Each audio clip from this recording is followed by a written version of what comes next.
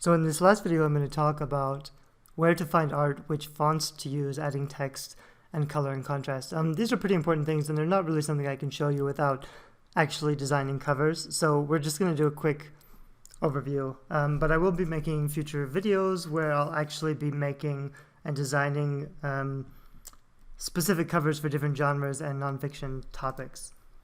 So firstly, where to find art. You can actually buy some pretty high quality pre-mades if you look around, pre-made covers. It's becoming more and more, not fashionable, it's just that there's so much demand for high quality cover design that there are lots of new designers, and to get started they often make pre-made covers. The danger with pre-made covers is that sometimes they're illustrators or they're artists who are really good at Photoshop but not really very good at text. So often I'll see pre-mades, and pre-mades are generally under $100, but sometimes there are pre-mades for like $200 or $300, which have fantastic art but pretty poorly done text. So most authors don't buy those pre-mades because they don't know how to do any better, and they see that the text isn't very good, so they don't buy them. But I can buy the pre-mades and tell the designers to take all that crappy text off, because I know that those are actually going to be really high quality covers if I just add better text. And the other thing to keep in mind is that text is really important. I've seen people say things like, oh, well, that designer only took a stock photo and added text. That's not worth $500 or whatever. But actually, just being able to add professional, clean-looking text that signifies the genre and is well laid out, that's a high-level skill that designers can charge a lot of money for, because if you try to do it yourself, even if you start with a great piece of art or a great stock photo, it's still going to look crappy and it's not going to convert. So it's easy to ruin good art with bad text if you don't know what you're doing. And that's kind of the danger of pre-made. So even if you get stock photography or your own art, that's something you want to watch out for. That's kind of why I've been making all of these templates, because if you use some of my templates, at least the text will be pretty good and pretty well laid out, and you'll be able to avoid a lot of the critical issues that will come up if you try to add text by yourself and make it unprofessional. You can also find art on DeviantArt, which is a community of artists.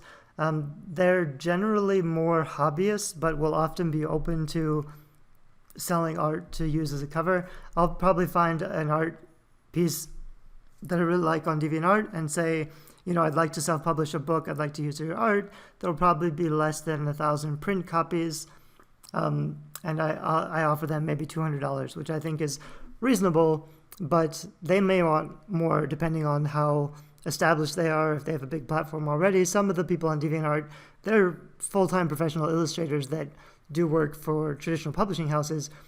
So you kind of start out with a price and then just see what they're willing to sell you. Some people won't. Like, I found something on DeviantArt that I thought was great. It was kind of funny. I feel a little bit bad, but it was an artist who made a piece of art, but he used stock photographies and a stock model to make that piece of art. And he didn't want to sell me his art to use on my book cover. So all I had to do was find those original stock photos in the original model, and I could make something very similar by myself, which is something you can kind of do. Like, you don't want to copy somebody else's design, obviously, but one of the things is if they are using stock photography, you can make something using the same stock photography, and you're not ripping them off, you're not copying them. However, there are, like, I've seen stuff come up on Amazon where someone will really copy another cover. So they have used maybe 2 or 3 different stock photos, but the new cover is nearly identical, or at least recognizable. And that's a little dangerous, because you don't really want your cover to look exactly the same as another cover. In my case, this was a piece of art on DeviantArt. It wasn't actually a book cover, so I'm the first person to have a piece of art like that on Amazon. But if you're buying art or working with a designer or looking for stock photos, you definitely want to research all the bestsellers in your categories and make sure nobody else has a cover that's just like yours. And 2 more interesting things. Generally, you want to be the first. So even if someone else does use a stock photo later on, if you are first, like, my first instinct would be, as long as you check first and you're the first person doing it, that's fine. On the other hand, that doesn't really matter, because if there's 2 or 3 similar covers on Amazon, people are going to assume the more professionally done, the more polished cover is the original. And even though that's not true, and even though it's kind of weird, for example, Bella Forrest is a huge best-selling author who writes kind of vampire books. Someone copied her basic design style. It's not identical, but it's very similar enough that you could recognize that there's, they were looking at the originals for inspiration. However, the new covers were actually better designed than Bella's original covers, which is kind of interesting. Anyway, just more things to keep in mind. You can also hire someone to do custom illustration. I don't recommend it for some things like children's books or some kinds of fantasy or epic fantasy. Illustration can sell better. Generally, it's harder to pull off and cost more money, and probably won't outsell something cheaper. So if you can get away with just finding a good pre-made that's going to appeal and maybe getting the text redone by somebody who knows what they're doing, that could be a cheap option for you.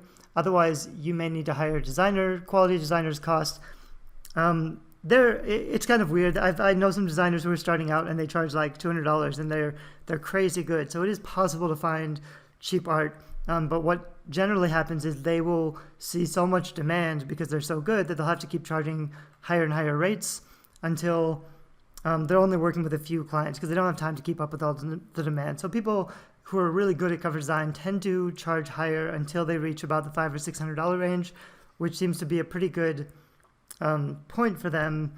I kept my demand. I'm only one person. A lot of those people who charge $500 or $600, they're teams or they have a bigger staff who can handle the demand. Because I'm only one person and because I have a lot of demand, I had to keep increasing my prices until they really got, I want to say kind of outrageous. There's still people who will pay me to make covers because I have a reputation for making covers that sell. But if I had a bigger team or if I had a process where I could get more work done more quickly, I would consider lowering my prices again, because I do think that cover design shouldn't cost a fortune. The other interesting thing, though, when you're working with a designer that I'll mention is that I've seen something with it. There's a poster going around about designers, and it's basically like, if you hire me to do everything and I do it all by myself, it's free, or I'll only charge you $100 or something. But if you hire me and then you tell me exactly what to do and you control the entire process, then I'll charge $2,000, because the difficulty in making a cover that sells, it's really fast for me to make something that's going to sell your book, but it takes a really long time for me to work with an author and convince the author to use the cover that I made. Oftentimes they don't use the cover that's going to sell the book, and they want me to make lots of changes and revisions and tweaks, and they want me to make something else that I don't really feel comfortable with because I know it's not going to be performing as well. So because of all of that inherent stress in the client-designer relationship, prices have to continue going up. So part of what you're paying for with a designer is the difficulty of you trying to get the designer to make what you want, and the designer trying to give you a cover that's going to sell your book, because those, you should be on the same page about getting the cover that's going to sell, but most authors aren't really on that page. Even if they say they want a cover that's going to sell, they still end up choosing from their gut or from their heart or whatever they like better, whatever they feel comfortable with. Most authors don't make smart business choices with their cover design, so you need to be aware of that so that you don't make that mistake, because it really is a huge and very common mistake for authors to make. Which fonts to use? The title font communicates genre, so you want a title font that fits with your genre. I have a big list somewhere. If you Google best fonts for every genre, you'll find I have PDFs that I made several years ago. I should probably update those, but they give you kind of a starting point of what types of fonts you want to use, and then a simple subtext or your name in a serif or sans serif font. A lot of authors will make the mistake of getting a fancy font and using it for the title and for the author name, and that looks really unprofessional. Your author name should be a simple serif or sans serif font. It should also have a lot of spacing between letters. I like to add smaller letters with a lot of spacing rather than trying to cram in bigger letters with less spacing. It looks a lot more professional if there's a lot of spacing between all of the elements and all the letters. So don't worry about making your text stand out as a thumbnail. That's actually not very important. You just want your thumbnail to look clean and professionally designed. It's okay if they can't read it on the thumbnail, because you just want them to get the click to read the description, everything else. And you also want your cover to look really good at actual regular size. So you don't want to cram in a lot of text in thumbnail, and then when they click on it, it seems too big or overwhelming. Also, the size of the font needs to fit in with the genre. So, for example, with dark fantasy, I made my author name really small because all the best-selling dark fantasy, traditionally published books like Kate Lauren, who wrote Fallen, they all have really small author names, even though those are best-selling books. So, in contrast, like Stephen King or some thrillers might have really large author names, and you want to make your author name large. You don't want to say, I'm not famous yet, so I'm just going to make a really small author name. You want your author name to fit in with the branding and the design that's common for that genre, because readers don't know if you're famous or not. They'll just assume that from what you're doing on your cover design. You don't want to stretch, or that's something I see a lot happening with indie authors. They don't know how to add their text in, so they stretch it out. They want to make it taller, so instead of finding a taller font, they just stretch it or cramp it all together, something to avoid. And for me, a big one is you don't want any drop, shadow, or bevel. Those are text effects that most indie authors will make because they don't know how to get their text to stand out from the art. That's usually a sign that you're not using one color wash. A color wash is like the whole color is blue. So you can find a bunch of art, but then you add some color over it, or a layer of color over it, so that there's only one or two colors, and then you put the text in a dark or light patch where the natural color of the text will have enough contrast to stand out. And it actually doesn't have to stand out that much. It's okay if even in some places some of the letters aren't super clear to read. That can kind of look more professional sometimes. But what a lot of indie authors do is they think they want their text to jump out and be strong, so they add a lot of drop, shadow, or bevel. Bevel is like a 3D effect. Both of those could be used well. I'll usually add a drop shadow, but it'll be very diffuse, so it's like the whole area behind the text is dark, not just like a tight little shadow around the text. But that's something like a professional will do it well, but a novice will not. And so it's very obvious and looks very amateurish if you're using drop shadow or bevel incorrectly. It's better if you just don't use them, because almost always they look unprofessional. And then color and contrast. Kind of the last step, but a lot of people will Photoshop their art together, but they haven't chosen colors. So your colors need to promise an emotional payout that your book is going to provide. So you can do a little research on color psychology and know what colors make people feel, or you can just look at the common colors in your genre and the best-selling books in your category that you're shooting for. They may not all be the same. Generally, you can't go wrong with teal or orange or black and red. So you'll notice, like with a lot of best-selling colors, they use the same colors anyway. But you want to keep that in mind. You want to have a lot of contrast. Like I said earlier, a lot of light, especially if it have a central character, a lot of light and color kind of coming around that central character from the background so that she stands out but also fits in, so you give some like 3D depth. A lot of that stuff can be done with layers and color and contrast. And I'll show you how to do some of that stuff with my online tool and in Photoshop later. I'm going to make some guides for Photoshop. So you could decide to do it yourself. If you do, I have some templates at DIYbookcovers.com that will help, and the videos I think will help a lot. I'm going to be making videos that go in more specifically about how to actually make a cover. So whether you want to be a cover designer or you want to figure out how to make your own book covers, I think my tools and resources really help. And like I said, my templates, if you start with my templates, they're not meant to be used as is, but they should give you a big level up and a starting point. So rather than starting from a blank canvas and just being allowed to make something really crappy, if you start with my templates, you should be able to put together something that looks pretty good already, even if you're starting with no design background. Here's a few other quick tips. 60 fonts you should never use on your cover design. I've had some people tell me I'm totally wrong and get angry. But generally these are pre-installed fonts that come with some computer systems, and that's why they're overused.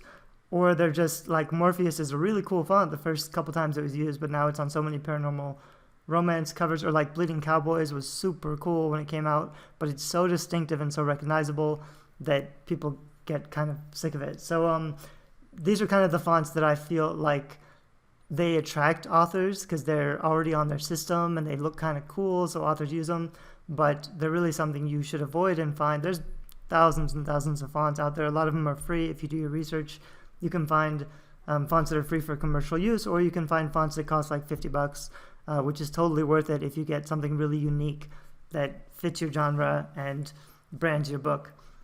This is what I was talking about with the author mistakes. A lot of authors will use the same fancy font for the author name and the title, or they'll use bevel and drop shadow like this so that the art doesn't really look like it's part of the scene. It like stands out. It makes it look a little 3D. That's not what you want. You want it to blend in kind of like this. And you don't want to, you want to fit in the title around the art in an intriguing way so that it doesn't cover up. Like you don't want to just cover up the beautiful art with your text. You want the text to fit around the art. And it doesn't even have to be that big. It doesn't have to be like bold or stand out or 3D. You can see this author name is really small with a lot of spacing, but it looks a lot more professional than something like this. And then this last one, the point was just if you, this one actually isn't that great, but the point was that if you spread out the author name and the title, it looks a little better than just trying to cram it all together and putting it on top. So the text is really important to get done right, and the text is actually, like, it's great if you want a designer who can do great art and can Photoshop things well together, but don't make the mistake of thinking the text is just some simple, cheap solution and the art is really the important part, because if you don't get the art right, if you don't get the text right, then you'll ruin the effect of the art with bad text. So it's worth spending, like I can often spend very little on art and make a very expensive looking cover because I know what I'm doing with text. But if you don't know what you're doing, you could spend a lot of money on art and then screw it up with text and kind of waste your money. So it's important to get it right and to find a designer who knows what they're doing. Is your cover good enough? I think I'll make one more video on this topic. I'll stop this video and then I'll make another one talking about, is your book cover good enough?